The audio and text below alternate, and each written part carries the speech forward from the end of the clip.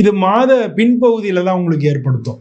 மாத முன்பகுதியில அதே மாதிரி தடைகள் தான் உங்களுக்கு தொடர்றதுக்கு தான் வாய்ப்புகள் அதிகமா இருக்கு.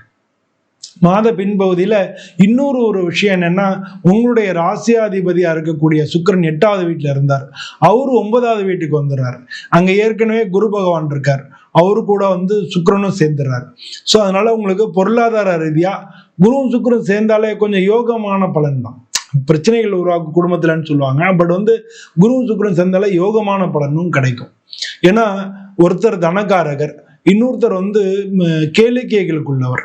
ஸோ இது ரெண்டையுமே சேர்ந்து வர்றதுனால உங்களுக்கு நல்ல விஷயங்கள், இப்போ பல பேர்கிட்ட பழகலாம், மற்றவங்க மூலமா நடக்கக்கூடிய விஷயங்கள் எல்லாமே உங்களுக்கு டக்கு டக்குன்னு நடக்க ஆரம்பிச்சிடும்.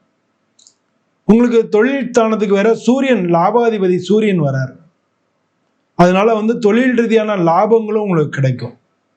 இப்ப அந்த வீட்டுல இருக்கக்கூடிய புதன் வக்ரமாகிறார். ஆனா புதன் வக்ரம் ஆறதுனால உங்களுக்கு